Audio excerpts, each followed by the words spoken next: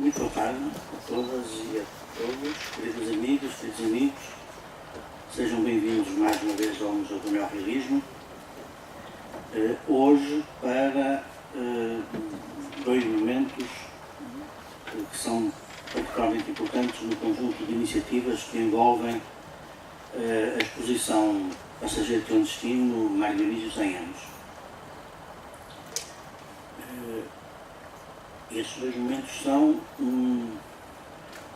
uma jornada, um colóquio de reflexão sobre o tema Mário Dionísio intelectual e a apresentação do catálogo da exposição. Por isso agradeço muito a vossa presença, agradeço especialmente a presença do Sr. Vice-Presidente da Câmara Municipal de Filica de Xira, dos senhores vereadores que nos dão uma vez mais o prazer e a honra da sua presença e de todas e de todos vós que quisestes acompanhar-nos nestes dois momentos de reflexão, sublinho, particularmente importantes no conjunto das iniciativas desta exposição. O catálogo, que também se intitula Passageiro Clandestino Mário Dionísio 100 anos,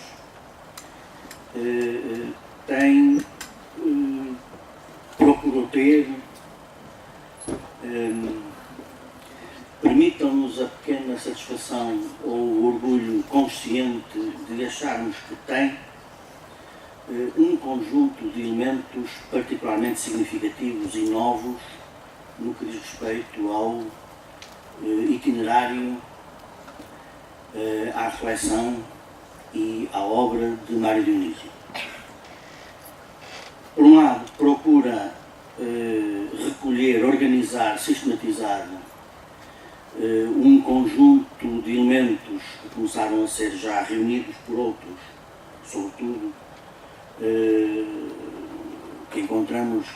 na Casa da Achada Centro Mário Dionísio e que dizem respeito ao percurso biográfico, estabelecimento desse perfil, e depois procurou reunir um conjunto de documentação visual, fotografias, manuscritos, reproduções de provas tipográficas, de originais, etc. E um conjunto de outros documentos que pensamos de grande significado e de grande importância para o estudo do percurso e da obra de Mário Dionísio e para, de um modo geral, o estudo do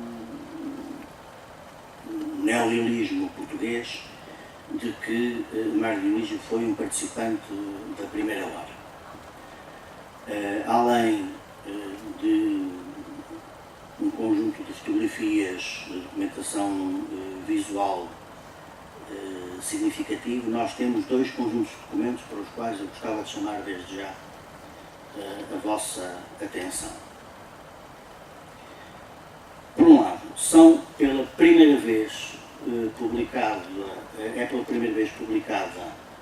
eu dizer isto pela primeira vez publicada junto do João Madeira é um bocadinho arriscado, mas eu acho que eu vou dizer mesmo.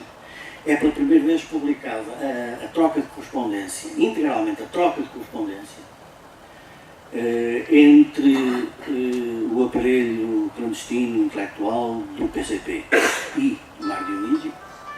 não só as cartas dos primeiros anos 50 que vão levar à demissão de Mário Dionísio e depois à sua expulsão, mas também a troca de correspondência entre Álvaro Cunhal e Mário Dionísio após a saída de Cunhal da sua longa prisão em janeiro de 1960. O conjunto destes documentos e uma pequena nota que contextualiza essa troca de correspondência é certamente um dos pontos mais interessantes deste catálogo. O outro ponto para que gostava de chamar a vossa atenção é para aquilo a que nós chamamos, para um conjunto que nós chamamos Mar Dionísio fotógrafo. Foi, aliás, uma das descobertas mais surpreendentes no trabalho que fizemos no espólio do Mar Dionísio, acompanhados por Eduardo Dionísio e por Diana Dionísio, a quem eu gostava publicamente agradecer todas as facilidades que nos deram para o trabalho no espólio do Mar Dionísio. E é um conjunto de fotografias, ou melhor, um conjunto de olhares. O olhar que Mário Dionísio volta para paisagens, pessoas, ruas, de cidades próximas ou de cidades distantes, ou em várias outras circunstâncias. É esse olhar que não está, por utilizar uma palavra antiga, artisticamente fundamentado, nem é isso que interessa, mas é o olhar de quem muito nos ensinou a olhar e a distinguir o olhar do ver, o olhar de alguém que, passeando, deambulando, percorrendo cidades, sobretudo no estrangeiro, mas não só no estrangeiro, depois o conserva a esse olhar, num gesto de espera que eu tenho a ilusão, o gosto, o devaneio, o orgulho de supor que estavam à nossa espera para mostrar-se. E depois temos um ensaio inédito,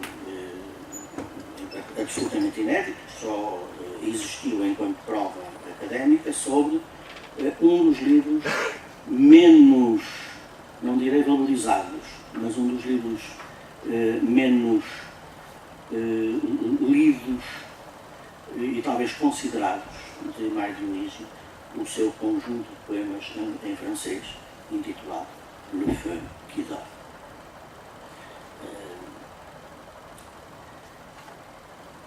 É isto que encontram. Este ensaio é de Morgane Masterman, que também nos dá o gosto da sua presença hoje, e foi um trabalho de mestrado, uma tese de mestrado apresentada na Universidade de Paris, 8, 10, 9, 7. Já não tem número, é deste.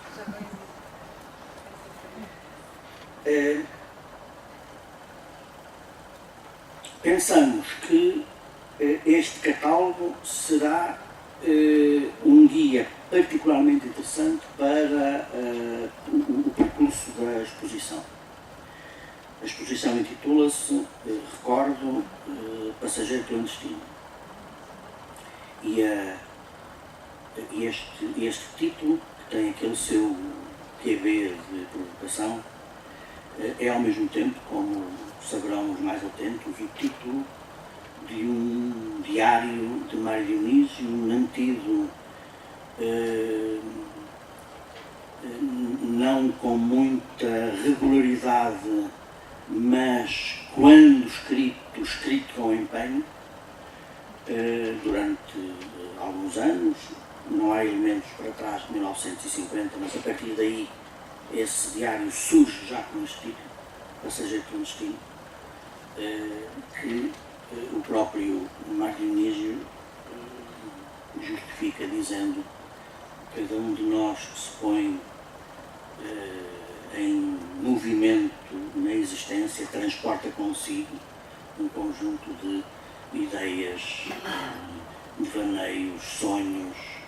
perspectivas realizadas umas, irrealizadas outras, irrealizáveis também, umas quantas,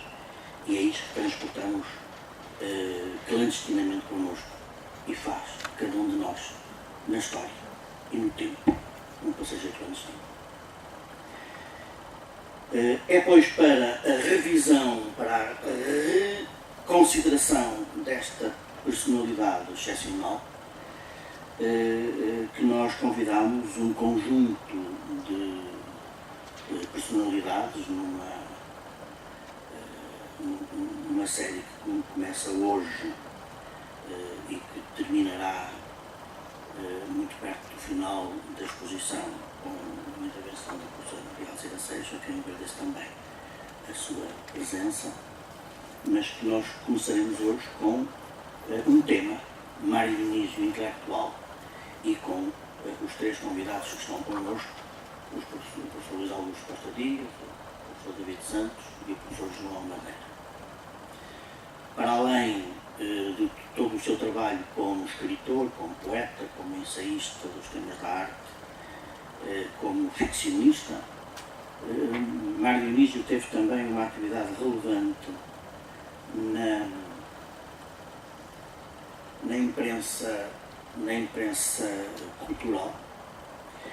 num conjunto de... Essa atividade relevante na imprensa cultural começa muito cedo, em meados dos anos 30. Mário Dionísio é então muito jovem, tem 16, 17 anos. Tem uma atividade igualmente preponderante no desenho, na manutenção e no alcance de um conjunto de iniciativas das quais bastará falar das exposições gerais de artes plásticas. E depois tem uma reflexão pessoal, autónoma, para a qual, aliás, o conjunto da correspondência travada com o aparelho clandestino do PCP é um elemento relevante, exatamente sobre a questão do intelectual. Os fragmentos conhecidos dessa correspondência não prestam a devida justiça àquilo que está verdadeiramente em causa. E aquilo que está verdadeiramente em causa, e é relevante para a nossa sessão de hoje, não é tanto o que Mário Dionísio publicamente, umas vezes, poucas, privadamente, isto é, nos seus textos, outras vezes, mais, foi dizendo, a ideia de que o sentimento de que não tenho tempo para fazer tudo aquilo que quero fazer, levanto-me de noite e olho a secretária cheia de papéis, de apontamentos, de hipóteses e concluo, não tenho tempo. Este não tenho tempo não é tanto o seu tempo pessoal subjetivo, aponta uma outra questão que está no centro desta sessão e no centro dessa outra correspondência. Qual é o papel de um intelectual numa organização que se bate, como pressupostamente se supõe do Partido Comunista Português, e vamos referir-nos sobretudo a esse momento dos anos 50, que se bate pela transformação política da sociedade portuguesa. Qual é o lugar do intelectual? Isto é, qual é a função específica? Ou não há função específica? O debate travado com o aparelho clandestino do PCP tem que ver com essa especificidade. A resposta do aparelho clandestino do PCP é ótimo que se dedique aos seus poemas, e não estou a caricaturar. Não vale a pena caricaturar com questões que são demasiado sérias. A resposta do aparelho clandestino do PCP é: continuo com os seus poemas, ótimo, continuo com os seus textos, ótimo, mas, para além dos seus poemas, dos seus textos, das suas conferências, você deverá fazer tudo aquilo que fazem todos os militantes. Distribuir os papéis, fazer colagens, fazer distribuição de lavanda, etc. A pergunta que Mário Dionísio coloca, que está, aliás, em linha com muitos debates que estão a fazer na viragem dos anos 40 para os anos 50 por essa Europa fora é até que ponto é que há ou não uma especificidade do trabalho intelectual. Isto que ele anuncia aqui como especificidade do trabalho intelectual vai dizer mais tarde sobre outros modos. Há uma politização das formas ou não? A forma é em si mesma uma questão politicamente relevante ou não? A linguagem é em si mesma uma questão politicamente relevante ou não? Porque é com a linguagem que trabalham e que intervêm os artistas. E por isso pareceu-nos oportuno reunir estas três personalidades que têm dentro de vós, que são ao mesmo tempo três amigos meus e do museu, e, mais importante do que isso, três especialistas das áreas para as quais eu pedi os seus contributos. Eu pedi a Luís Augusto Costa Dias que referisse sobretudo o envolvimento de Mário Dionísio com as várias e significativas experiências de jornais e revistas. Pedi a David Santos que se referisse de um modo especial ao envolvimento de Mário Dionísio com as iniciativas coletivas no campo das artes plásticas, e a João Madeira que especialmente tratasse dos contextos políticos em que decorreu o percurso de Mário Dionísio. E é o modo como cada um deles quis corresponder ao nosso pedido que ouvirão agora. Começarei talvez. Pode ser?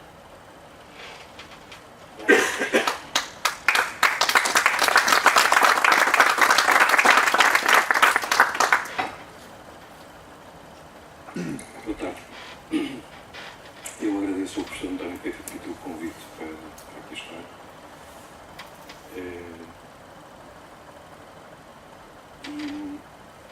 E vou corresponder ao convite de uma maneira um pouco estranha, porque não vou rigorosamente falar sobre o que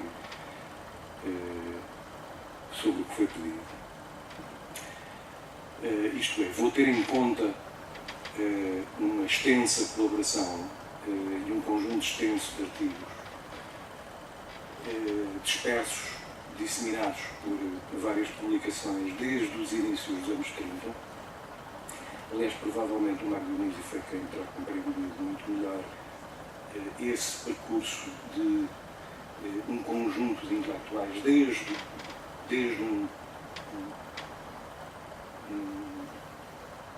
um contexto inicial, não queria dizer um momento,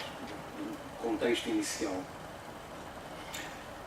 Mas a partir desses textos, sobretudo o que eu quero, aquilo de que quero falar é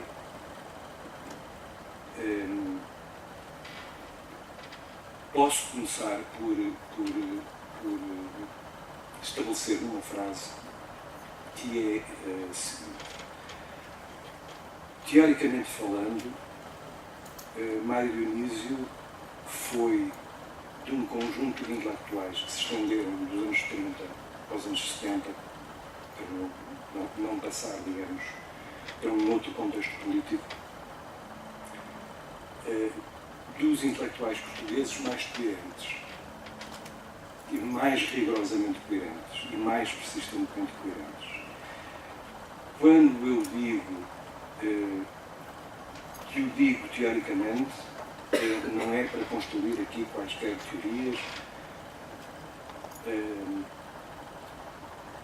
nem dar a esta minha abordagem qualquer expressão teórica. O que eu procuro, o que vou procurar perceber convosco é como, desde muito cedo, nos inícios dos anos 30, o Mário Dionísio vai construir, vai refletir teoricamente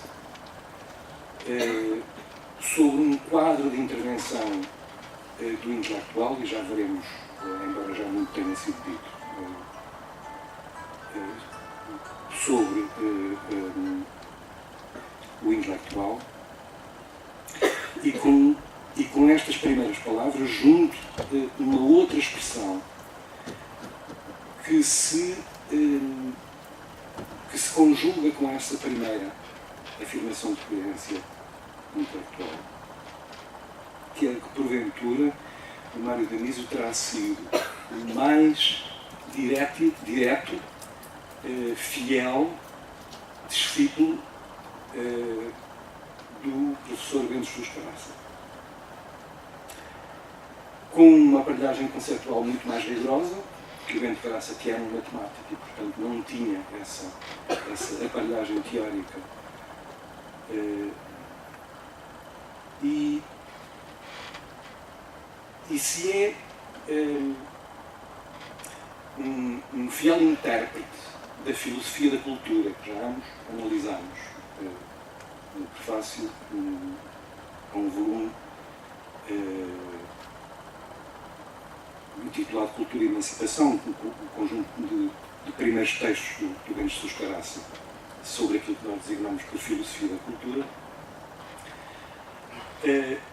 E Mário Dionísio vai, não esqueçamos que eu estou a falar sobre a concepção de intelectual e a prática intelectual de Mário Dionísio, como poucos, Mário Dionísio coloca uma ambivalência, ou se quisermos um diálogo permanente entre duas componentes. A que Bento Caraça se referia quando falava, por um lado, no voo da águia, e o voo da águia era, para Bento Jesus Caraça, o trabalho específico do intelectual, enquanto trabalhador intelectual, e, portanto, do matemático na construção da sua disciplina, na articulação da sua disciplina, na reflexão, nas aplicações da sua disciplina, mas também um intelectual que toma a cultura como centro da atividade do homem e, portanto, do intelectual. Eu vou recuar para poder situar nessa consequência de discípulo do pensamento de Caraça, vou, portanto, recuar ao mestre. E o mestre referia-se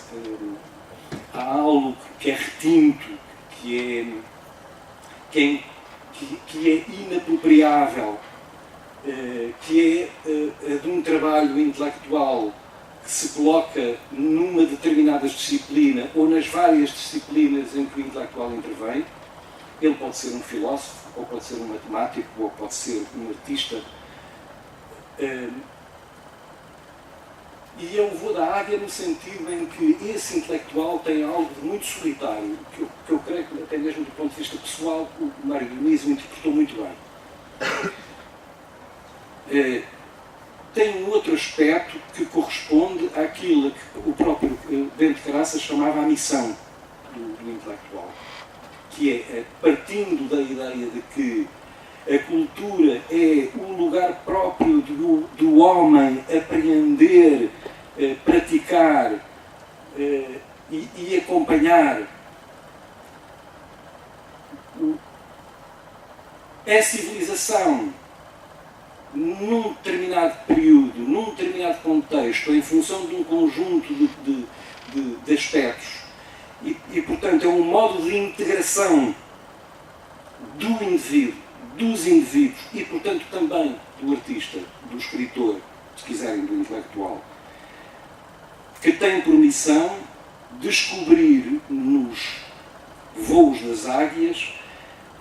aquilo que ele chamava o património cultural comum da humanidade, aquilo que, se quiserem, passa do domínio da especialidade para o domínio do comum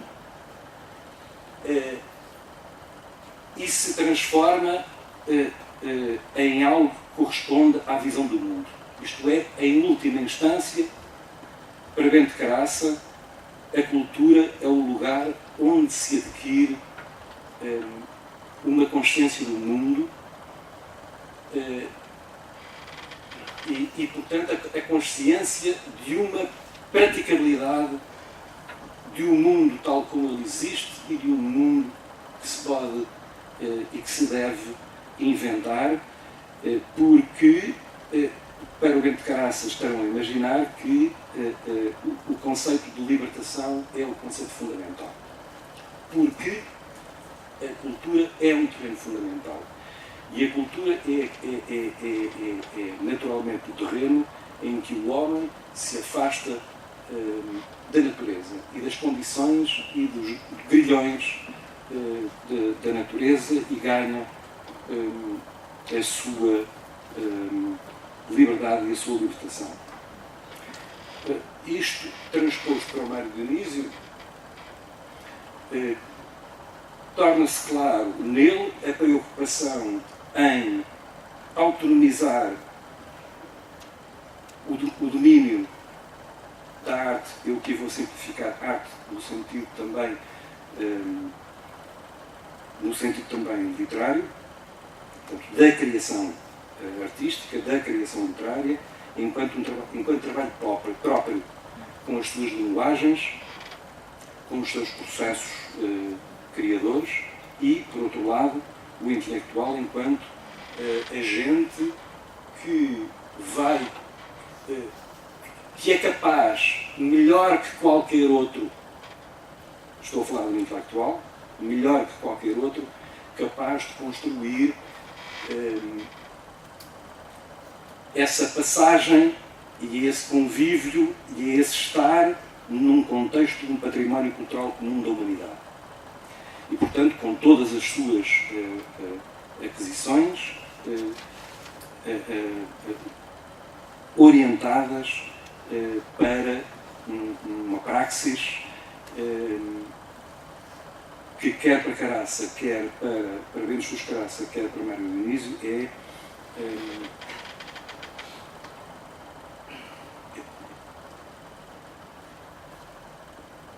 é algo que pode não confundir-se apenas com a atividade do artista, do escritor, do médico, do matemático. E isto é importante porque o Mário Dionísio, desde cedo, que define, e isto começa a recolher dos seus variedíssimos textos, e citando sempre muito livremente e de memória, como já viram, vem descrito de apontamentos, mas são abordagens que estão feitas na minha tese de doutoramento, e eu aqui vou simplificá-las e vou colocá-las mais centradas no pensamento e na figura de Mário Dionísio. Desde muito cedo que Mário Dionísio, referindo-se a uma nova arte, que é algo que se coloca ao longo dos anos 30, e é uma nova atividade de intelectuais, o Mário Dionísio começa por identificar, e agora lembro-me das palavras que dizia há pouco, em relação à percepção sobre o aparecimento dessa geração que foi a sua, essa geração que vai surgindo, que vai emergindo. Ele falava, ele dizia, alguns num texto, no prefácio aos poemas completos do Manuel da Fonseca, referindo-se justamente à época em que conheceu Manuel da Fonseca, talvez aí por volta de 1936, ele dizia que esses jovens eram todos jovens, praticamente todos jovens, começaram por ir ao encontro uns dos outros, generosamente, espontaneamente, portanto, cria com isto, além da identificação de ser rigorosa, e eu procurei justamente, creio que na minha tese resolvi esse assunto, foi a demonstrar que, de facto, há um conjunto de jovens que numa postura de oposição a um clima cultural e político adverso à libertação do indivíduo, cada um dos quais com os seus argumentos, os seus sentimentos, as suas características, o seu perfil, surgindo aqui e ali, por todo lado, de norte a sul do país, surgindo em vários núcleos, em núcleos de atividade cultural, em núcleos de atividade social, e que depois foram realmente, cada um pelo seu pé, rigorosamente, sem que qualquer estrutura política o ditasse, foram ao encontro uns dos outros e juntaram-se em vários núcleos, isso que habitualmente se tem referido como núcleos neorrealistas, como o núcleo neorrealista de Vila Franca, o núcleo neorrealista de Coimbra, etc. Isto é, num conjunto de itinerários de socialidade que os levaram 5 minutos. Que os levaram ao encontro uns dos outros. Esta é uma primeira percepção de quem está no contexto de um processo desde o seu início e faz vista grossa de qualquer bandeira, de qualquer clichê, e afirma claramente que há aqui uma predisposição básica para intervir, há aqui uma predisposição básica de criar, não há uma estrutura que a tenha ditado e que a possa ditar.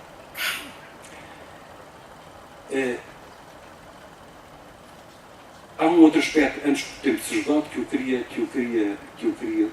deslocar para o Mário Dionísio também a partir do tempo de esperança, que é o conceito de arte. Já temos discutido isso muita vez, naturalmente os meus amigos devem imaginar que Bento dos Caraça não escreveu propriamente sobre arte, não escreveu propriamente sobre teoria da arte, mas alguns dos seus textos podem identificar-se algo de que só conheço desenlace justamente do Mário Dionísio. A ideia de que a arte é o belo consciente. Esta é a definição de arte de Bento dos Caraça. Isto é, há sobre a arte,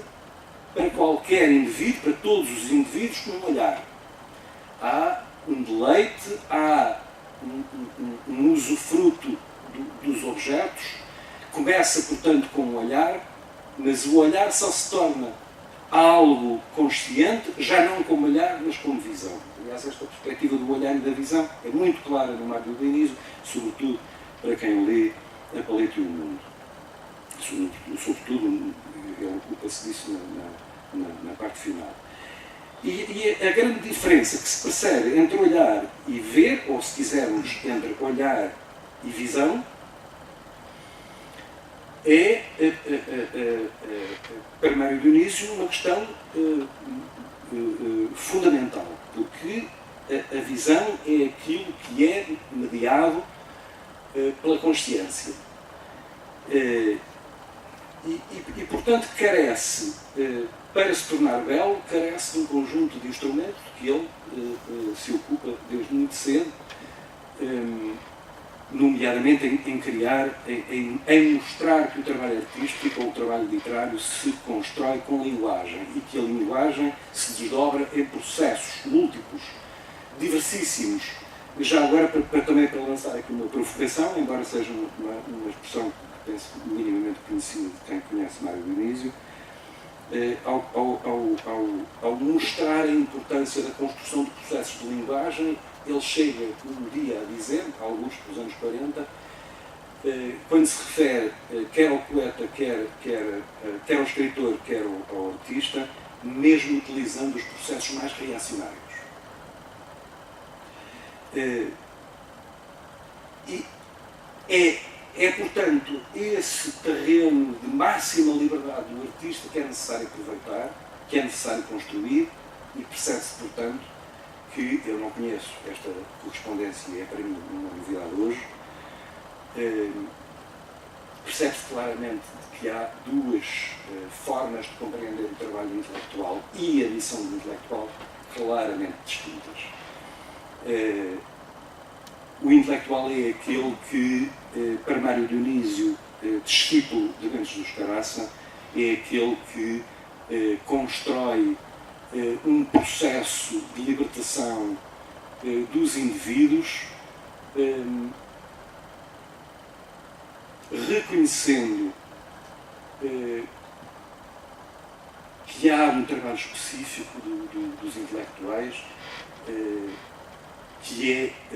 o da construção da sua própria matéria-prima.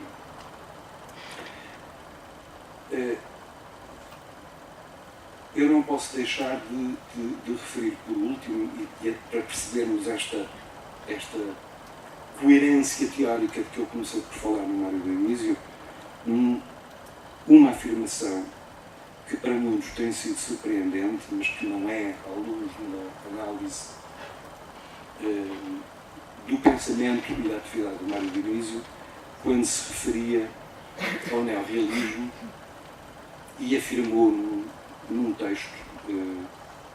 quase de divulgação, uma espécie de resumidíssima autobiografia, que a designação de neorrealismo tinha correspondido a uma infeliz inspiração, eu aqui já estou a citar, infeliz inspiração do meu querido amigo Joaquim Namorado. Eu creio que também na minha tese já resolvi essa questão.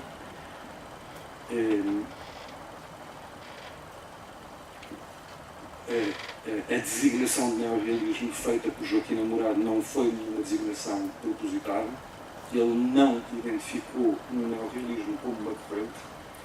Joaquim Namorado procurava identificar na literatura e na arte moderna duas grandes tendências passíveis de se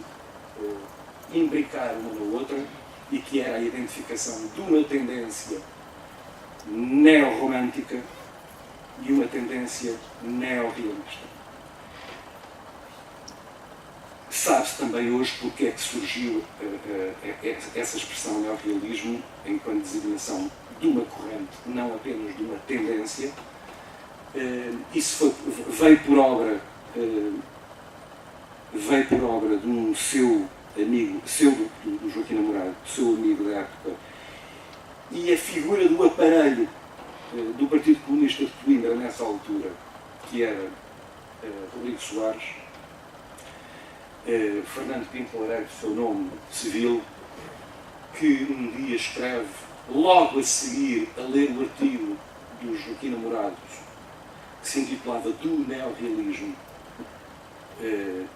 que era uma análise, era uma pequena crítica à obra de Armando Fontes.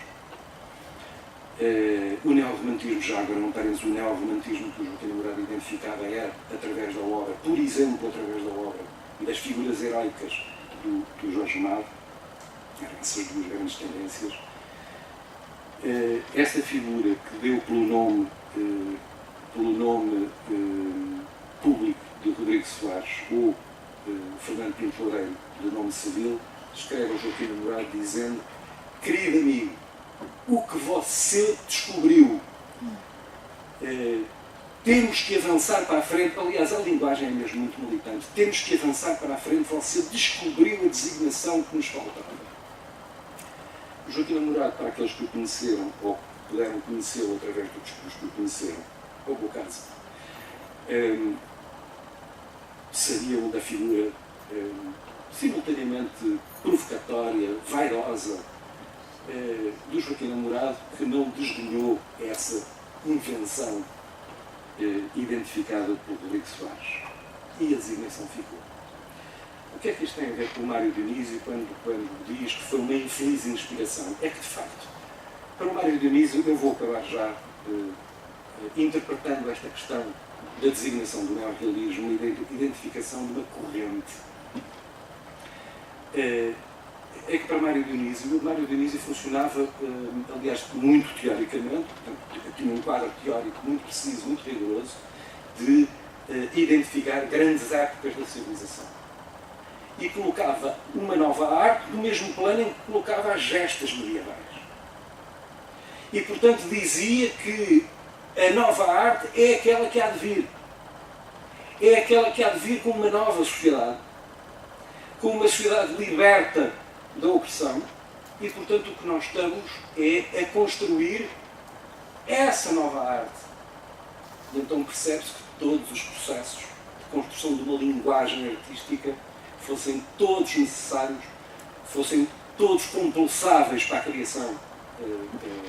artística.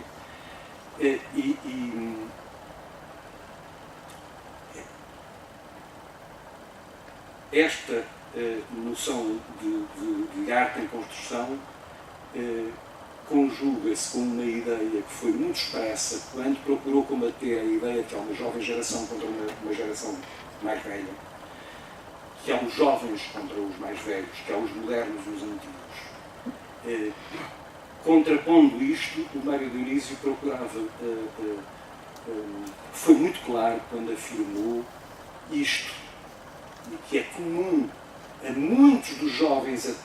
até por volta de 1938, 1939, é muito comum a vários desses jovens, de que aquilo que estavam a procurar, essa nova arte que estavam a procurar, essa nova expressão artística que buscavam, entroncava na arte moderna. Mário Dionísio foi, aliás, muito claro quando dizia: não se trata de fazer modernismo outra vez, expressão dele, mas de entroncar na arte moderna e, a partir das grandes conquistas da arte moderna, construir uma arte que fosse companheira de percurso de um novo estatuto do indivíduo, de um novo estatuto intelectual e de uma luta que transcendia a arte e se colocava no plano social e político. Eu creio que com alguns destes ingredientes talvez seja possível ver, creio eu, pelo menos para mim é claro, essa grande coerência de pensamento do Mário Dionísio. Muito obrigado.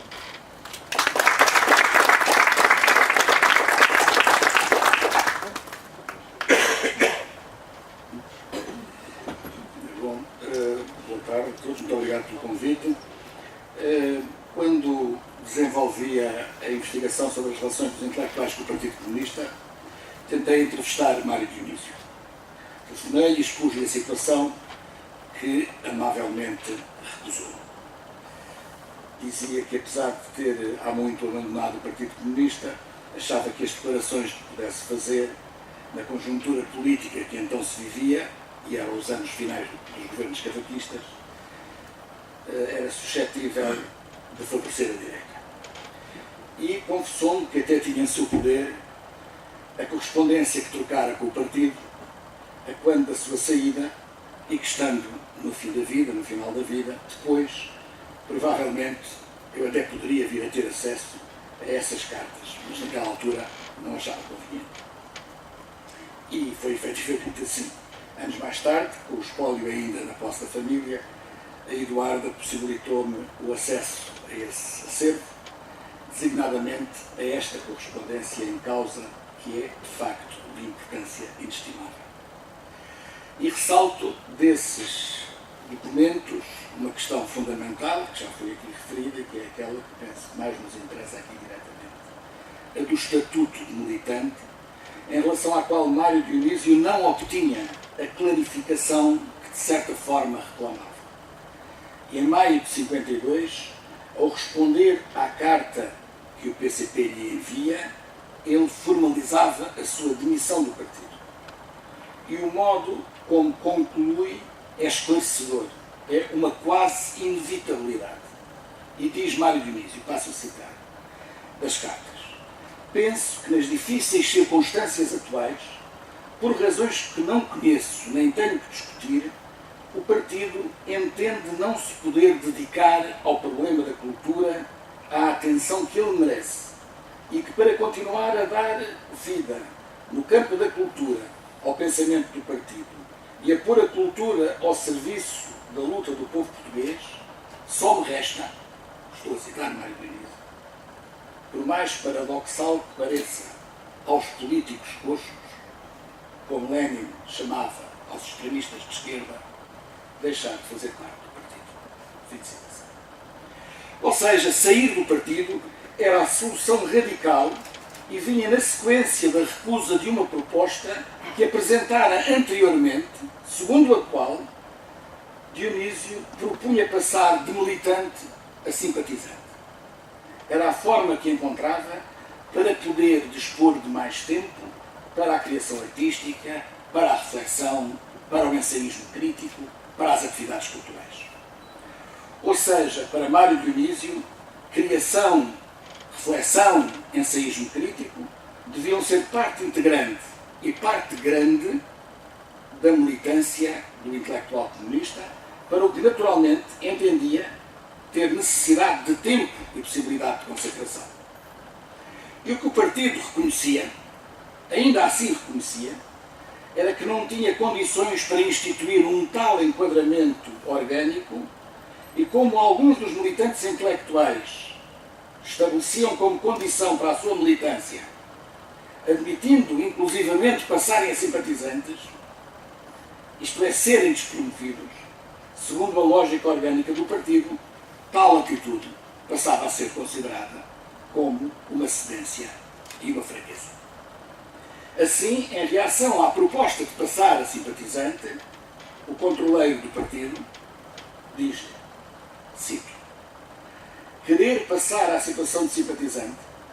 entender que os intelectuais devem passar à situação de simpatizantes, pelas suas condições particulares, vem a dar a entender que os mesmos não podem ser militantes por lhes faltarem as qualidades de militantes, ou de que a direção do partido e o próprio partido não são capazes de organizar os intelectuais como militantes de forma a estes darem maior rendimento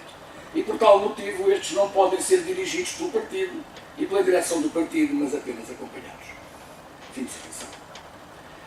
Todavia, se passar a simpatizante significava dotar de autonomia e independência o processo de criação artística em relação às tarefas políticas imediatas que decorriam da orientação partidária, isso representava, significava reconhecer implicitamente que tal proposta carregava em si a dúvida sobre a capacidade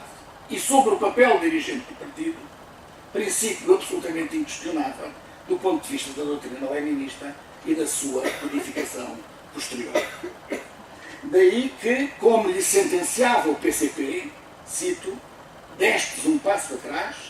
e precisas de dar um novo passo à frente. Ou seja, deixaste de ser comunista, tornaste-te um mero democrata e se quiseres readquirir a condição de militante, tens de dar provas disso mesmo. Isto é, tens de voltar a dar provas de confiança do povo, no povo, no partido e na sua direção. Ora, como Mário Dionísio refere na sua autobiografia, nessa altura, um amigo, de forma frequente, como os militantes se tratavam entre si, cito, disse-lhe, é uma citação conhecida, disse-lhe de olhinhos fixos e brilhantes, nunca mais farás nada. Mau agouro para quem queria fazer tanto. Fim de citação. Sendo-lhe, portanto, recusada esta proposta, e como não visse outra alternativa, Mário Dionísio demitia-se do PCP. Mas 6 meses depois dessa demissão, o partido expulsava-o nestes termos que volto a citar. A grave atitude de indisciplina que tomaste, que revelou igualmente a ausência completa de vigilância partidária, obriga-nos a afastar-te do partido, a expulsar-te das nossas fileiras. Esta decisão, que é a única que se coaduna com a defesa dos interesses do partido e do nosso povo, ela é também a melhor para te ajudar a fazer compreender a gravidade da atitude que tomaste e o caminho errado que estás seguindo. Bom, talvez não seja despropositado referir que isto acontece justamente quando se ateia à primeira fase da chamada polémica interna do neorrealismo, disputada publicamente, como se sabe, com a publicação do artigo Humanismo e Ciência de António José Saraiva, na edição do jornal Ler de maio de 52, data das primeiras, justamente das primeiras cartas que vem referido. E não me parece restar dúvidas que a polémica, a chamada polémica interna, se trava à margem das estruturas do partido. nas páginas da imprensa cultural legal, mas que é uma polémica suficientemente forte, como sabemos, para provocar um insanável e prolongado diferendo que afastou irremediavelmente, pelo menos parte dos escritores, ensaístas e poetas e músicos que haviam estado na gênese do movimento neorrealista. O que parece paradoxal é que este ateamento e todo o processo que o antecede e prepara ocorre precisamente numa fase em que, do ponto de vista da estruturação partidária, estão constituídas as organizações de intelectuais, onde naturalmente seria natural que este debate fosse travado. Portanto, que organizações eram estas? O que é que faziam? Em que intervinham e como intervinham? Apesar de diretamente controladas pelas direções das organizações regionais, que abarcavam áreas territoriais vastas, a sua ação obedecia ao padrão geral de funcionamento clandestino do partido. As reuniões iniciavam-se com um minuto conspirativo, onde os diferentes militantes presentes acordavam uma explicação plausível para se encontrarem, para justificarem o facto de se encontrarem ali juntos em caso de uma eventual investida policial. Verificava-se em seguida se no percurso para a reunião não devia ser direto e devia ter recurso a vários cortes, prolongando-se, de forma a despistar eventuais movimentos de perseguição, ou de vigilância, se isso, enfim, tinha sido verificado. Aliás, permitam-me abrir aqui um parênteses, Maria Letícia, a companheira da vida de Mário Dionísio, contava como, ao realizar-se uma reunião da célula de escritores, penso, em sua casa, Manuel da Fonseca, avesso por temperamento e sensibilidade à disciplina rigorosa destes procedimentos, respondera que sim,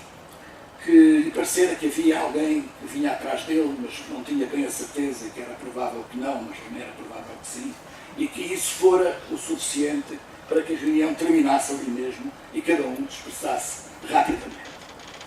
Mas as reuniões de célula ou de setor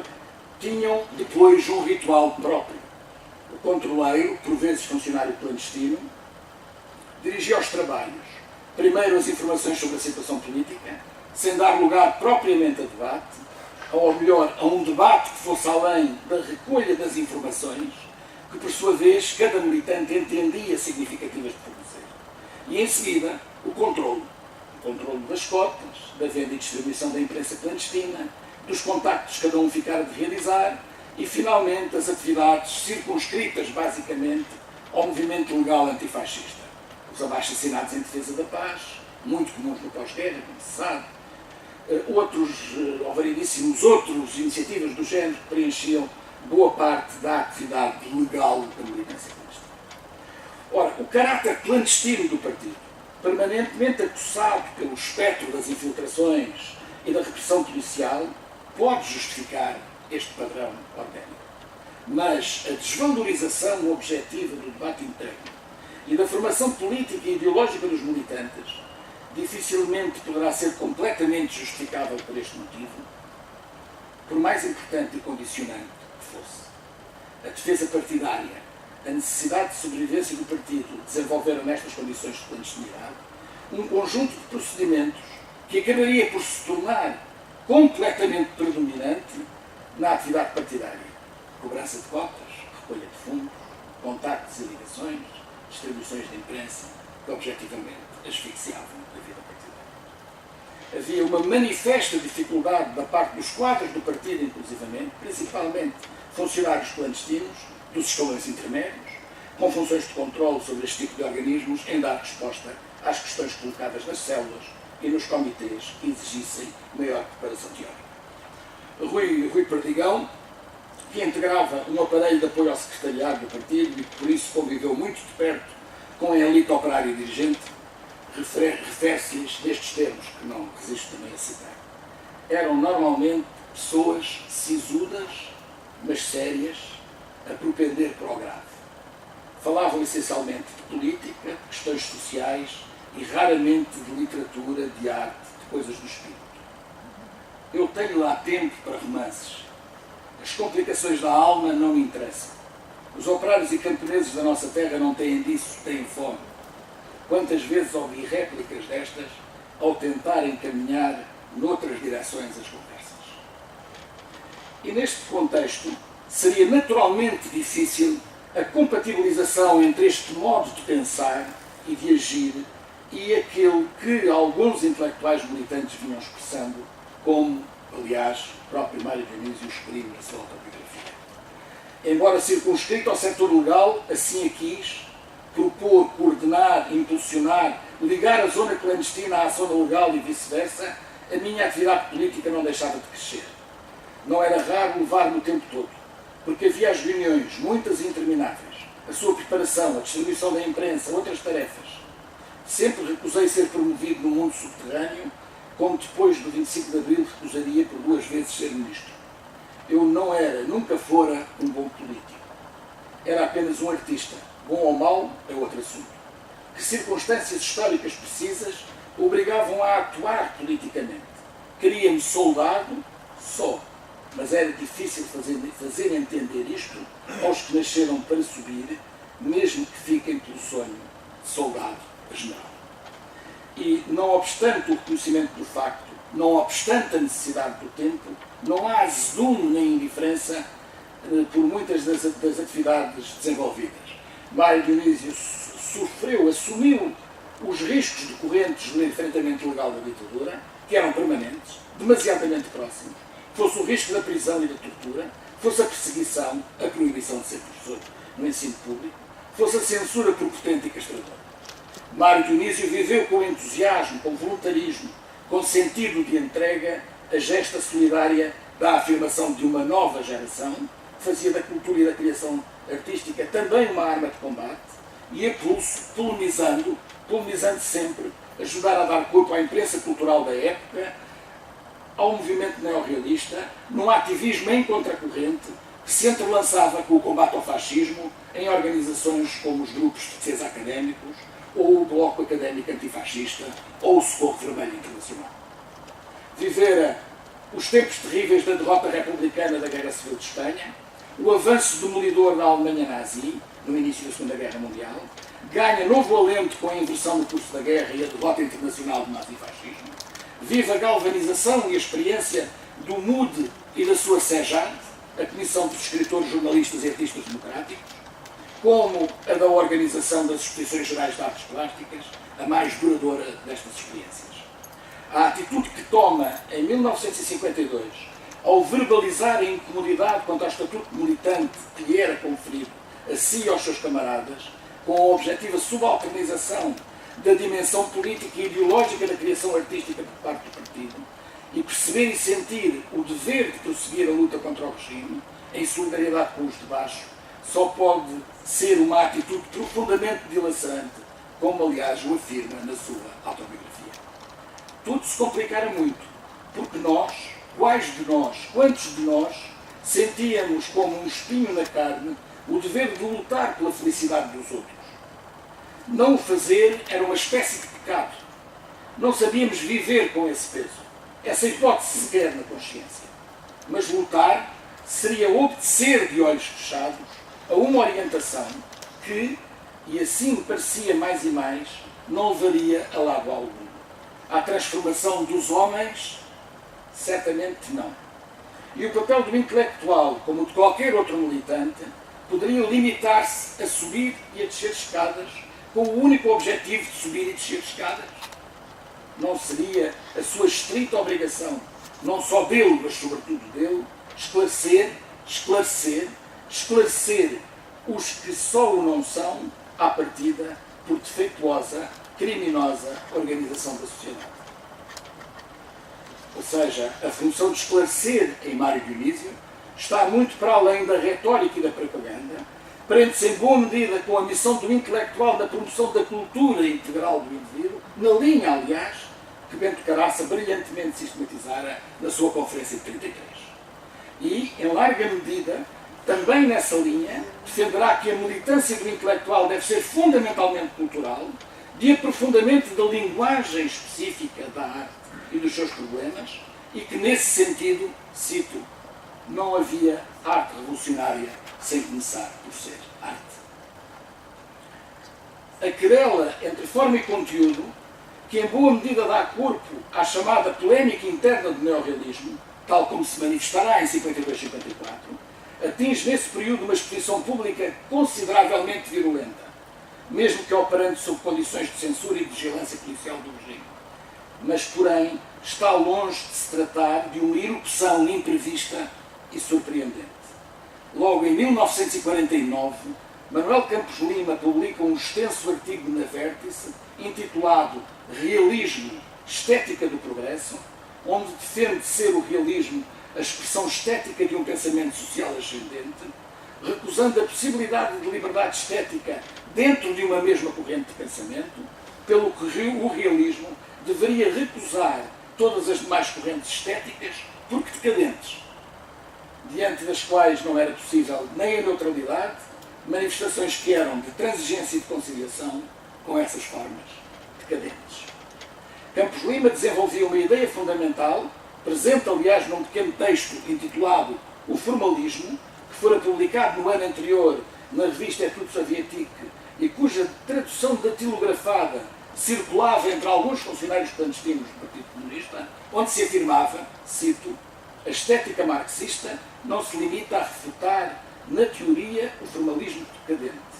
Ela combate-o em todas as suas manifestações. E é muito nessa linha que se assiste a uma certa pressão, nesta altura, para que a Vértice siga uma orientação em conformidade.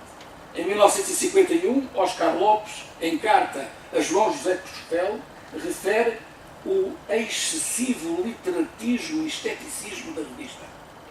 E Manuel Campos Lima, em carta a Luís Francisco Rebelo, diz-lhe que, cito, a revista se está encaminhando na direção oposta à que seguia anos atrás, desviando-se do seu programa de esclarecimento, desmistificação e criação de uma consciência das realidades portuguesas, está-se convertendo no órgão de um pequeno grupo de estetas e literatos profissionais fatalmente condenado ao isolamento. Não é, evidentemente, creio, por mera coincidência, que Mário Dionísio se desdobra em múltiplas iniciativas nesta altura, destinadas à afirmação de um outro ponto de vista. Os Encontros de Paris, ou as crónicas A Força e a Forma na Vértice de 51, mas sobretudo A Paleta e o Mundo, naturalmente, pensada desde 48 e iniciada em 52, quando, cito Mário Dionísio, ao autor pareceu indispensável afirmar publicamente a sua completa discordância com certas teses sobre criação estética, função social da arte, realismo, em que se estavam generalizando com um furor dogmático, assaz deturpador de todo o pensamento crítico que aparentemente as inspirava. Mas se formos inclusivamente mais atrás, verificaremos que pontualmente alguma da crítica literária, situando-se no campo do neorrealismo, não poupa produções literárias no quadro desse mesmo campo. A crítica à sedução de Manuel da Silva, pelo seu excesso psicologismo, ainda no final dos anos 30. A opinião de que Cerro Maior de Manuel da Fonseca, de 1943, além de não ser romance, era reacionário. As incompreensões a um dia cinzento de Mário Dionísio, de 44, por se ater ao universo urbano pequeno-burguês. A rejeição da edição de Plinto, livro de poemas de Arquimedes da Silva Santos, porque, cito Arquimedes, acharam-no fora da linha, preocupações de forma. Ou a crítica ao livro de poemas A Esperança Desesperada, de Armindo Rodrigues, de 48, pelo acentuado pendor para a poesia filosófica. Ou seja, esta tensão permanente só muito parcialmente podia ser resolvida no quadro do combate comum contra a ditadura, nem que fosse porque o entendimento desse combate assentava numa pluralidade de pontos de vista e de concepções dificilmente conciliáveis em sede partidária, que não dispunha sequer de condições objetivas para o efeito. Assim, o alinhamento de posições e de pontos de vista em torno destas matérias ganha forma fundamentalmente fora do partido, ainda que condicionada pelo próprio funcionamento clandestino e pela conjuntura internacional de Guerra Fria, evidentemente, que teve no plano cultural, como sabemos, uma importância acrescida pelas implicações de natureza ideológica que arrastava consigo. Digamos que se não houve uma linha, uma orientação política em termos culturais e de criação artística determinada pelo partido, a conjuntura internacional, o combate ao cosmopolitismo, ao formalismo, às diferentes expressões de arte não figurativa, travadas por via de um geranovismo distante, mas bem como as polémicas que atravessavam estas mais próximas, principalmente o Partido Comunista Francês, em matéria de literatura e arte, favoreciam que o conteudismo se escudasse, como que naturalmente, na relativa indiferença do Partido Comunista Português a estas matérias, mas, em contrapartida, sim, não se escudando, preocupando-se, sim, particularmente em relação às manifestações burguesas e às influências ideológicas nocivas do imperialismo americano, que justificavam um clima, por vezes, delirante na época,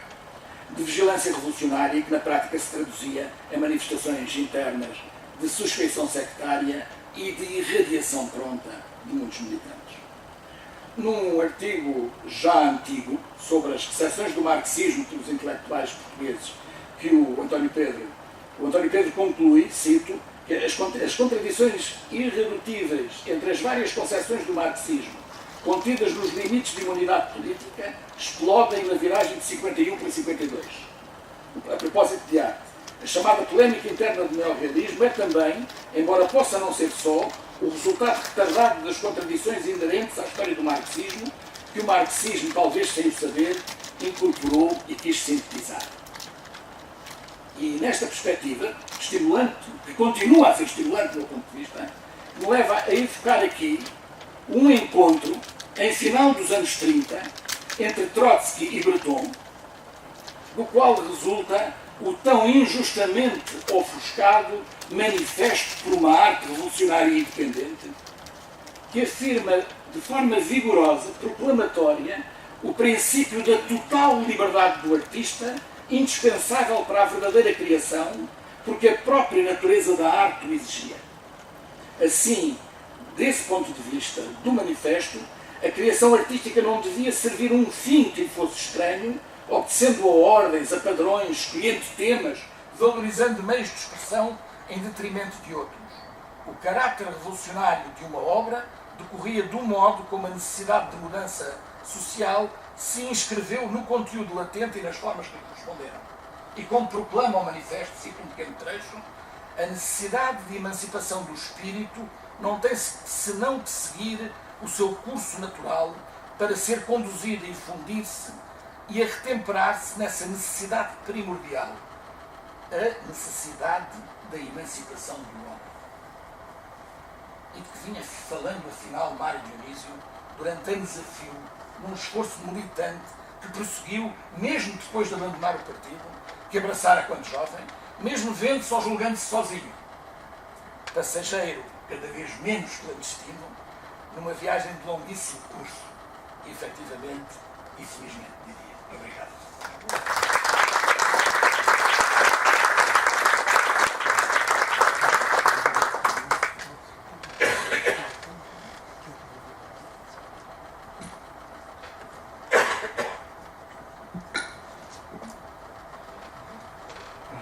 Muito obrigado pelo convite. O professor António Pedro Pita me apresentou anos atrás para vou tentar falar um bocadinho mais alto, mas tenho que ir aos poucos. Quando há uns meses atrás me convidou para fazer parte desta mesa, uma reunião, não só estar de regresso nesta casa, como também partilhar algumas ideias do Mário Dionísio e a sua dimensão de intelectual com intelectuais como os Bastos Dias e também os Madeira, portanto é para mim um grande prazer estar aqui hoje. Eu não vou falar nem da polémica interna do neorrealismo, nem do hipotético conflito de forma de conteúdo, nem da extraordinária dimensão da figura de Mário Dionísio como alguém que tem um lugar muito particular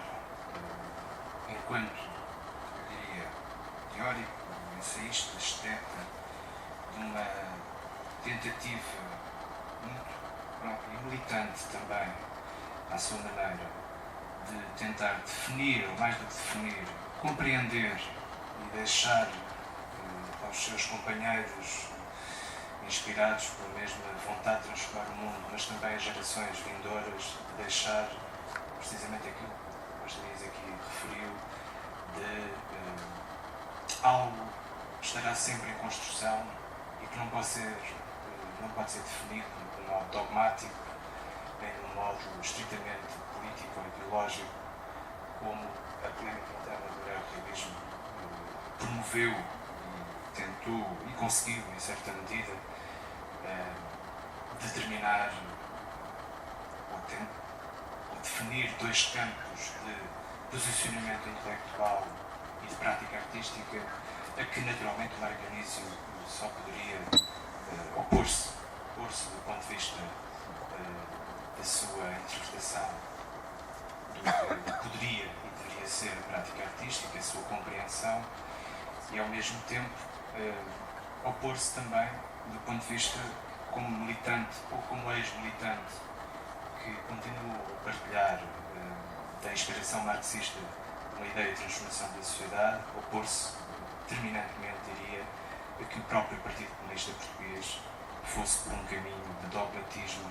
e de separação de águas, quando a criatividade e a construção do imaginário de uma arte podia também servir de um modo muito mais amplo aos destinos da sociedade e da humanidade. Naturalmente o Mário Dionísio teria que se opor e teria que trabalhar como trabalhou em termos de publicação de artigos, de cartas, de fazer passar a sua mensagem a muitos colegas e companheiros e camaradas, precisamente porque não poderia nunca alinhar nessa lógica que o partido achou fundamental para distinguir ou agarrar de algum modo a afirmação do neorrealismo como uma corrente organizada, estruturada e pretensamente unida. Ora, qualquer pessoa, e Mário Dionísio não era uma pessoa qualquer, mas qualquer pessoa consegue compreender hoje, e muitos também compreendiam na altura, naturalmente, que a arte e a prática artística, ou a criatividade no modo geral, a criatividade artística, literária, em que dimensão disciplinar for, que possamos pensar, essa criatividade artística não pode nunca ser dominada por regras, e muito menos por regras orientadas por uma teleologia política que mine a força interior e plural da própria criatividade. E, portanto, nessa medida, o Mário Dionísio foi a figura que foi. E eu gostaria de sublinhar aqui o esforço que o Mário Dionísio desenvolveu ao longo de muitos anos, precisamente para não só alertar, esclarecer aquele sentido, inspirar também Bento Sousa Caraça do esclarecimento, como uma visão integral, uma assunção da integralidade do ser humano e do indivíduo, como pertencente a uma humanidade, obviamente, que está para trás, que está para a frente da nossa passagem pela vida. E essa respiração muito mais ampla, muito mais profunda,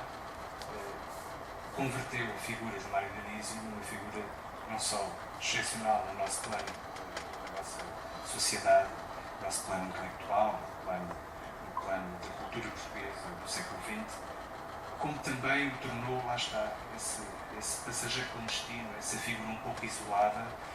apesar das muitas amizades, apesar da cordialidade e da magnífica disponibilidade do Mário Dionísio para ajudar os seus amigos, as pessoas que estavam próximas de si, mas ao mesmo tempo isolando-se no sentido em que, apesar de todos os seus esforços, alguns caminharam por um sentido mais estreito, por um caminho muito mais estreito do que aquele que ele defendia e que ajudou a construir também. E neste contexto eu gostaria de sublinhar e desenvolver aqui uma ligação entre dois momentos particularmente interessantes quanto a mim sobre a relação muito preocupada sempre, ou melhor, que fez parte das grandes preocupações do Mário Dionísio, que era a relação entre a arte e o público. O Mário Dionísio tem essa dimensão de ensaísta que a mim me apraz registar e desenvolver. Estou neste momento a preparar um ensaio sobre essa questão, que é o modo como o Mário Dionísio, tanto no início da publicação dos fascículos da Paleta e o Mundo, nomeadamente o primeiro, intitulado Chamemos-lhe Divórcio. E se pegarmos nesse título, eu já irei ler aqui um certo ou outro desse texto, mas se pegarmos nesse título do primeiro fascículo da Paleta e o Mundo e o relacionarmos com a conferência que ele preferiu na Sociedade Nacional de Belas Artes em dezembro de 1957 e que depois também repetiu no Museu Nacional Machado de Castro em março de 58 também em Castelo Branco, Conflito e Unidade da Arte Contemporânea, nós podemos entender a ligação muito mais profunda que o Mário Dionísio promoveu quando procurou compreender e dar, ou melhor, revelar de algum modo, a um público mais vasto as relações complexas, mas ao mesmo tempo fundamentais, entre a história da arte, o passado da arte, a sua contextualização histórica, política e social, nomeadamente nos momentos de conflito, nos momentos de crise, nos momentos de viragem de paradigma, ou seja, de reinterpretação ou de alteração de paradigma no campo daquilo que é a análise da arte, ou daquilo que hoje nós, de uma forma comum, costumamos dizer, história da arte. E ele, tanto no primeiro e não foi só no primeiro, nos primeiros, no fundo está resumido aqui nestas publicações, depois muito mais tarde, a Europa América foi reunida em livro, e depois estabelecer em 62 no IAD. A Paleta e o Mundo é essa obra monumental que o Mário Dionísio nos legou e que reflete precisamente a grande ânsia ao mesmo tempo interior que eu identifico no Mário Dionísio de ele querer compreender as razões do divórcio entre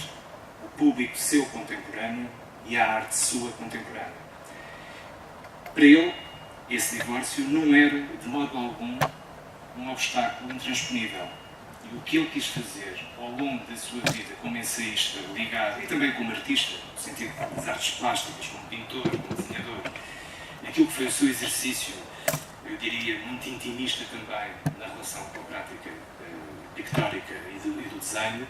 foi precisamente compreender para si e para os outros as razões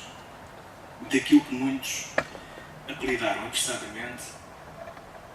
das características da arte moderna do século XX, que ele viveu como uma arte decadente. Ele não o viveu assim, mas havia essa terminologia muito crítica em muitas fases do século XX, tanto nos anos 20 como nos anos 30, como nos anos 40, a arte moderna, e sobretudo para um jovem como Mário Dionísio nos anos 40 e depois nos anos 50, sentir, estes textos são precisamente esses anos, 52, 53, por aí fora, até 57. Entre esse primeiro texto, chamemos-lhe Divórcio e Conflito e Unidade da Arte Contemporânea, o Mário Dionísio preocupa-se de uma forma muito profunda com as possibilidades de ligar o passado e o presente, ou seja, de compreender o passado e dar os tais fascículos que eram publicados de uma forma sistemática e que ele, muitas vezes em entrevistas, referiu que houve momentos em que teve dificuldades, inclusive quando esteve doente, em cumprir o calendário da publicação dessa obra que se tornou monumental para a história da arte em Portugal, para a reflexão, para a teoria da arte em Portugal, mas eu diria que até tem uma dimensão que extravasa, que ultrapassa as fronteiras do nosso país e que marcam essa preocupação. Claro que a Paleta e o Mundo é de tal forma uma obra gigantesca, mas não é inacessível, atenção, ela só é gigantesca nesse sentido, às vezes até um pouco assustador, do número de páginas, mas no início ele preocupa-se muito com essa relação de divórcio que ele verifica e que quer contribuir para que seja alterada entre as dificuldades de entendimento e de sensibilização do público seu contemporâneo relativamente às práticas do modernismo, e claro que as figuras de Picasso e Matisse são figuras absolutamente referenciais quando ele quer exemplificar, dar a conhecer exemplos muito concretos dessa prática artística que no fundo já está a ser reconhecida noutras geografias, e em Portugal a sociedade portuguesa está ainda muito longe de reconhecer a vitalidade e a importância dessas práticas, que no fundo já estavam datadas, digamos assim, na sua importância desde os anos 10, 20, 30, e em Portugal nos anos 50 ainda havia muitas dificuldades, inclusive, de as considerarem como prática artística justa, ou no sentido de ser legitimada, ou poder ser reconhecida enquanto tal. E, portanto, desde esse primeiro momento, que corresponde basicamente a este primeiro volume da Paleta e o Mundo, a parte inicial, até depois a questão de transformar o olhar em visão, todo esse contributo final que ele pretende transmitir aos leitores dos seus fascículos e aos leitores da Paleta e o Mundo, de que é impossível situar a análise da arte, a sua compreensão e a sua partilha no plano de uma dicotomia ou no plano de um separatismo entre forma e conteúdo, ou entre o passado e o presente, ou de impossibilidade de assumir o valor que toda a arte tem, independentemente do seu tempo, independentemente das armadilhas que as lendas em torno da arte, as lendas em torno da história da arte, e ele, logo no início deste primeiro artigo, chamemos-lhe Divórcio, faz referência de um modo muito, eu diria, entre um humanismo muito compreensivo, mas ao mesmo tempo com um olhar muito sagaz, com uma grande capacidade de comunicação, mostra como uma série de preconceitos e lendas em torno de Cimabue, de Giotto, todas as grandes figuras da história da arte, desde os finais da Idade Média até ao Renascimento, o maneirismo, e depois passando também para os românticos, como Delacroix, e as relações de conflitualidade, por exemplo, com Langres, todas as relações de o conflito entre artistas, o conflito entre a sociedade e os artistas em diversas épocas, serviam o propósito de ele ajudar o leitor, os seus fascículos, a compreender que deveria dar algum tempo, que deveria relativizar o leitor, e, portanto, o seu cidadão, o seu concidadão do seu tempo, dar algum tempo e colocar-se em perspectiva relativamente à arte moderna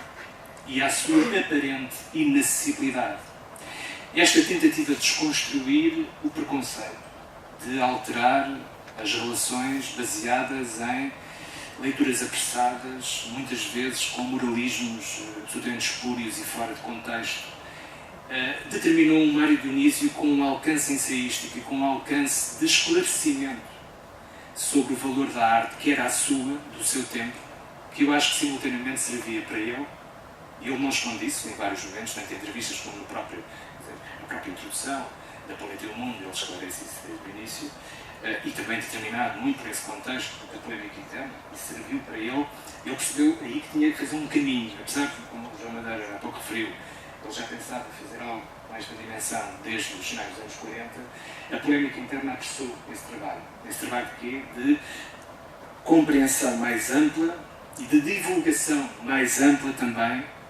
das possibilidades de alargamento do espírito relativamente à leitura da arte moderna e contemporânea. E isso é algo que, para mim, enquanto historiador de arte, que é a minha área disciplinar, é algo muito gratificante compreender como alguém, num plano, eu diria, num contexto político e social, histórico, absolutamente adverso a todas estas dimensões, que é de alargamento, inclusive do seu próprio universo de referência ideológica. Também havia essa incompreensão, como ele manteve a capacidade, muitas vezes até, tendo problemas de saúde e problemas de superar as questões do cotidiano relativamente a essa necessidade de aprofundamento, de reflexão sobre a arte e a história da arte, de como o Mário Dionísio conseguiu manter o registro, como conseguiu criar as condições de deixar uma obra que felizmente muitos puderam ler na altura, mas que curiosamente, e aqui já é o lado menos agradável desta história, pelo menos para mim como investigador, é de compreender, ou melhor, de observar e ter alguma dificuldade em compreender como a Paleta e o Mundo caiu num esquecimento e caiu num afastamento do debate relativamente à história da arte, à teoria da arte, à crítica de arte, como quisermos entender, nesse universo do próprio meio artístico. Eu não diria quase imediato, mas eu acho que há aqui alguns fatores que contribuíram para isso. A figura do próprio Mário Dionísio, no sentido do seu isolamento, por um lado, mas mais do que isso, a amplitude do trabalho. É um trabalho que assusta, inclusive até os mais interessados, ainda que quem mergulhe na sua leitura perceba que há um diálogo, há uma conversa entre o autor daquelas palavras e o leitor, que podemos perder durante horas, dias e meses, sem sentir o tempo a passar. Obviamente que isso é contraditório com a época moderna e contemporânea, sobretudo no momento em que o próprio A Planeta do Mundo se assume como livro, unificado, em que os fascículos são juntos, e nesse sentido passou também demasiado tempo nessa medida, ou seja, se uma obra desta envergadura como A Planeta do Mundo tivesse sido produzida na nossa contemporaneidade, ela também se expressaria de uma outra forma, que é pela pluralidade de teses, ideias e de pessoas a pensar estas coisas, mas ainda assim teria mais possibilidades de um outro impacto, de uma outra consideração, porque o hiato entre a fase dos fascículos e a fase do volume também não beneficiou essa circulação das ideias que estão contidas nesta obra magnífica e de referência. Eu acho que não é uma referência apenas nacional, mas é uma referência europeia, pelo menos, e que revelam, obviamente, não é apenas um intelectual, é um historiador de arte, embora ele nunca se tenha assumido nessa medida, muito inspirado pelas teses da época, sobretudo a história social da arte, que é Frank Castell, é uma referência que é transversal a quase todos os grandes intelectuais ou críticos de arte que se debruçaram sobre a arte portuguesa no Museu de Arte Internacional nos anos 50, 60 e 70. Ainda há pouco tempo falei sobre o Rui Mário Gonçalves, uma outra figura que, num outro plano, também se preocupou sempre muito com esta relação entre o público e a arte e o público. E esta tendência para algumas figuras do contexto da reflexão estética e artística e histórico-artística em Portugal para as ligações entre a arte e o público é porque num país como o nosso, com um índice de analfabetismo como nós conhecíamos, o impacto da arte moderna e contemporânea era ainda maior, ou melhor, tinha mais propensão ainda a ser negado, a ser recusado pela sociedade, que inclusivamente até tinha relações estreitas com a produção artística. Daí, por exemplo, o extremo prolongamento da estética naturalista na nossa sociedade, ou seja, na aceitação e legitimação da arte, quer dizer, qualquer propósito, qualquer manifestação de uma arte que vinha, por exemplo, do impressionismo ou do cubismo, já era era um universo logo de recusa, era uma tendência de exclusão e de não aceitação, que se propagava muito facilmente a partir da petite histoire, da anedota, do comentário jocoso. E é incrível como o Mário Dionísio trabalhou durante mais de 20 anos num projeto, ao longo das suas várias fases, em que procurava desmistificar tudo isso com, obviamente, uma compreensão da profundidade que era preciso ter quando se falava, quando se pensava, quando se observava a arte, que não poderia estar nunca à mercê dos facilitismos, não deveria nunca estar determinado por qualquer orientação mais sectária. Nessa medida, o Mário Dionísio, agora do João Tomar, pela relação que ele teve muito estreita também com essa grande figura da arte portuguesa, o Mário Dionísio teve sempre essa capacidade de ver além e de, solitariamente, continuar esse trabalho de esclarecimento, porque ele tinha a consciência plena de que, deixando o registro que deixou, sendo para 10, 15, 200, 2000, 2 milhões um dia, o registro da inteligência, da sensibilidade, da orientação desse projeto de compreensão mais ampla e mais profunda superaria sempre a espuma dos dias, das tais polémicas que ele observou no seu tempo e percebia a esta dimensão do dia-a-dia e à dimensão de uma longa história que está a ser construída e que eu vou dar o meu contributo. E digo de uma forma muito generosa, de uma dimensão intelectual extraordinária que eu naturalmente aconselho todos a ler. Mas eu gostaria de terminar esta minha intervenção com um excerto do início do texto, chamemos-lhe Divórcio. Isto porque, muitas vezes, na minha relação profissional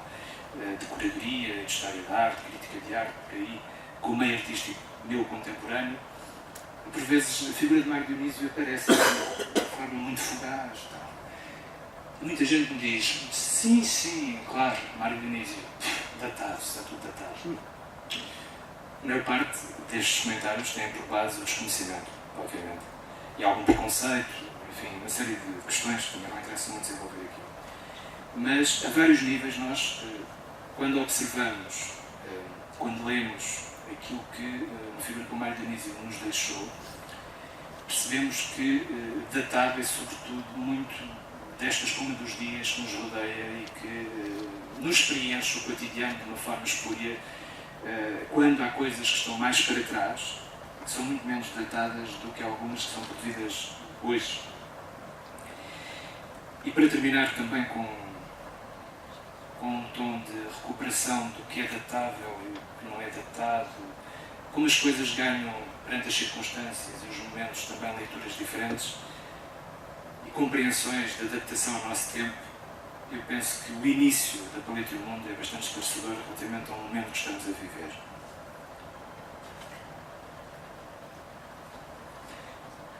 Pintura, pintores, os milhares de pessoas que de segunda à quarta-feira discutem no intervalo do trabalho a prova desportiva do domingo anterior e de quarta-feira a sábado a prova anunciada para o domingo seguinte, domingo é amanhã. Os milhares de pessoas que enchem os cafés e os estádios, que ficam em casa ou vão até à leitaria mais próxima para ouvirem o relato excitante que as emissoras transmitem e às vezes repetem. Reparem como isto está na ordem do dia. Pela voz dos locutores, de que se conhece a altura, a cor dos olhos e a vida sentimental, os milhares de pessoas que procuram ansiosamente o primeiro cinema com lugares vagos para iludirem por 2 ou 3 horas os amargos da vida ou o tédio mortal do tempo vazio, não sabem da existência de artistas nem dão pela sua falta. A vida faz-se depressa. As horas de ócio são poucas, a distração uma primeira necessidade. Há a praia no verão, o cinema, os parques de cavalinhos, as revistas condensadas, o futebol, novamente o cinema, novamente o futebol. Esta corrida de prazeres mais ou menos simulados e sobretudo rápidos e excitantes, de que alguns indivíduos conseguem orgulhar-se uma vez por dia enquanto fazem a barba com a sua máquina comprada evidentemente a prestações, a arte, fora das aplicações utilitárias, é qualquer coisa de insólito e incómodo. Não se vê para que serve, que lucro dá, que lugar ocuparia no labirinto dos sucedâneos da felicidade, que o homem acabou por confundir com a própria vida e em que incessantemente se movimenta. É um estranho que vem bater à porta de uma casa de fachada tranquila e se põe a falar de horizontes diferentes, de possibilidades imprevistas, de desejos adormecidos, de insatisfações, de devaneios, de riscos, num ambiente de morno ramo-rão a que toda a família, de pais para filhos, se amoldou. E tudo isso numa linguagem desconhecida e tão chocante que é melhor nem tentar compreendê-la. Exatamente, sobretudo, é difícil e inesperada. Algum curioso, a quem a leitura das revistas condensadas não satisfaz totalmente, ele está a falar dele próprio, obviamente, encontra um dia, por acaso, num dicionário que as reformas ortográficas fizeram adquirir, um vocábulo desconhecido pitorescamente explicado. Paleta, tabuinha para que os pintores enfiam no dedo polegar esquerdo e em que dispõem e combinam as tintas. Daí salta para pintura, obra de pintar, quadro. Daí para resumos de biografias de artistas de outros tempos, para anedotas sobre quadros célebres, enternece com as ocupações dos homens nesses anos vagarosos, em que não era ainda possível construir arranha-céus, fabricar aviões a jato, ouvir jazz e ver desafios de futebol a muitas milhas de distância, destruir cidades inteiras de uma vez. Mas um dia, o seu jornal, entre os telegramas da política externa e a biografia de um ciclista célebre, publica um artigo sobre o belo e o eterno, que o surpreende. Nas entrelinhas desse artigo fala-se de artistas vivos e de uma arte desta mesma época triunfal de frigoríficos e torradeiras elétricas. Uma estranha arte, por sinal, deslocada ou impotente. O nosso curioso folheia revistas com reproduções e tenta ver os quadros. Ele próprio quer verificar. Como se pintarão hoje as virgens, as cheias, os julgamentos de Paris, com os progressos da química, da indústria têxtil, da produção de pincéis, não é legítimo esperar resultados ainda mais perfeitos que os tempos dos Leonardos e dos Rubens? Quer ver a sua época retratada por Van Eycks de rendimento duplo, apetrechados com tabelas de cores e pistolas mecânicas. Espera encontrar Chardins atualizados, com as criadas regressando do mercado de bicicletas motorizadas, novos Botticellis, com velhos saindo em maio de látex, e colchão de borracha das ondas do Estoril ou da Caparica. Novos Delacroix, com outros Dantes e outros Virgílios, resolvendo algebricamente as incógnitas do inferno em comboios elétricos lançados à desfilada. Ou novos Millet, com camponeses de fato macaco, conduzindo tratores. Mas o que ele encontra, isto quase das melhores, mas o que ele encontra é um clé, como quiserem, que faz umas garatujas perfeitamente infantis. Um berraque que é incapaz de desenhar o perfil de uma jarra sem o quebrar. Um Picasso que faz retratos paranoicos de mulheres desgrenhadas na época em que qualquer cabeleireiro sabe até despentear graciosamente. O nosso curioso suspeita de que querem divertir-se à sua custa. Não entende as telas, irrita-se. Dá toda a razão ao artigo do seu jornal sobre Bell e o Eterno. Passa a página dos anúncios dos cinemas, liga a telefonia para o programa de crítica desportiva e não pensa mais em pintura. Obrigado.